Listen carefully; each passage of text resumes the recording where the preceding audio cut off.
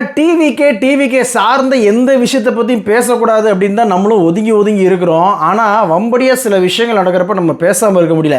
ஏன்னா டிவிக்கே பற்றி பேசுகிறதுக்கு யோசிக்கிற அப்படின்னு நீங்களாம் கேட்கலாம். நம்ம ஏதாவது ஒரு கேள்வி கேட்டோம்னா அங்கேருந்து பதில் வந்தால் பரவாயில்ல, எதிர்த்து கேள்வி வருது அல்லது கோத்தாங்கொம்மானு தான் வருது. அதை தவிர அவர் வேறு எதுவுமே பேச மாட்டானுங்க. அதனால் கருமம் எதுக்கு இவர்கள்ட்ட பேசிக்கிட்டு அப்படின்ற மாதிரியே தான் நம்ம பேசாமல் இருந்தோம். பட் இருந்தாலும் இந்த சட்டப்பேரவை நிகழ்வுலாம் இப்போ நம்ம அடிக்கடி பார்க்குறோன்னு வச்சுக்கோங்களேன். முன்னாடியும் டெலிகாஸ்ட் பண்ணாங்கன்னா பார்ப்பேன்.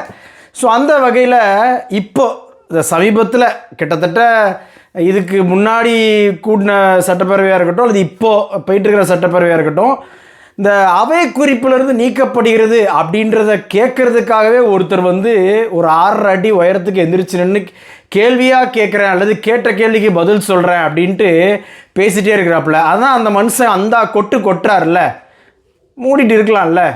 ஏதோ நீங்கள் அப்படியே அரசியலில் தெளிச்சு ஊறி பழந்துன்னு கொட்டை போட்ட மாதிரியே எதுக்கு இந்த விளம்பரன்றேன். வெள்ளிவாக்கத்தில் நீங்கள் ஜெயித்தது ஆதவர்ஜுனான்ற தனிப்பட்ட மனுஷனால் கிடையாது, தளபதி விஜய்ன்ற ஒரு தனி மனுஷனால். அதனால் அந்த மனுஷன் ஏதோ பண்ணணும்னு ஆசைப்படுறாப்புல, பார்க்குறப்ப அப்படி தான் தெரியுது. ஏன்னா இன்றைக்கி நம்ம வனத்துறை அமைச்சர் முன்னாள் முதல்வர், மறைந்த முதல்வர் கலைஞர் கருணாநிதி அவருடைய பெயரை ஒரு மாதிரி கொஞ்சம் கொச்சையான்னு சொல்லக்கூடாது, அவருடைய பெயரை சொல்லி பேசினார் அப்படின்றதுக்காக நம்ம முதல்வர் வந்த உடனே உங்கள் தலைவருடைய பெயரை எங்களுடைய அமைச்சர் சொல்லிட்டாரு, ஐ எம் சாரி அப்படின்னு சொன்னார் பாருங்க. இதெல்லாம் நான் புதுசாக பார்க்குறேன்ப்பா. தமிழக சட்டப்பேரவையில் இந்த மாதிரியான விஷயங்கள்லாம் நான் புதுசாக பார்க்குறேன். ஏன்னா எப்போவுமே ஆளுங்கட்சி எதிர்கட்சி அங்கே ஒரு கேள்வி கேட்டால் இங்கேருந்து ஒரு ஹார்ஷான பதில் வரும்.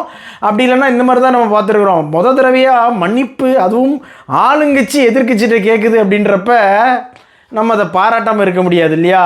அதனால் அந்த மனுஷன் ஏதோ பண்ண ஆசைப்படுறாப்புல, அதுக்கு நீங்கள் இங்கே மினிஸ்டராக ஒரு 3-4 பேர் ஆனா பொழுக்குன்னு எந்திரிக்கியல்லா. பாத்தியா, எப்போ பாரு நீங்கள் ஆப்போசிஷன் பார்ட்டியை அட்டாக் பண்ணுன்ற நோக்கத்தோடு மட்டும்தான் இருக்கிற மாதிரி இருக்குது. ஆக்கப்பூர்வமாக நீங்கள் ஏதாவது பண்ணுவீங்களா அப்படின்னு கேட்டால் அப்படின்ற மாதிரி தான் எனக்கு தோணுது. முதல்வரே பார்த்து இந்த அமைச்சர்லாம் கொஞ்சம், அதுவும் இன்றைக்கி நம்ம அறநிலையத்துறை அமைச்சர் ஒரு கூவுனா இருப்பாருங்க. ஒருவேளை நம்ம வீத லீடர்ஸ் அண்ணாமலை சார் இருக்கார் இல்லையா, இந்த மாதிரி உங்கள் அமைச்சர்லாம் 2% 3% கேட்குறாரு அப்படின்ற இந்த விஷயம் அவர் பேசுனதுக்கு அப்புறமா தான் இந்த மாதிரி கூவெல்லாம் ஜாஸ்தியாக இருக்குது. முதலமைச்சர்னு நீங்கள் மரியாதை கொடுங்க, அப்படிலாம் எந்திரிச்சு கொடுக்கணும்னு அவசியமே கிடையாது அப்படின்னு நம்ம சபாநாயகர் ஐயாவே சொல்லிட்டாப்புல.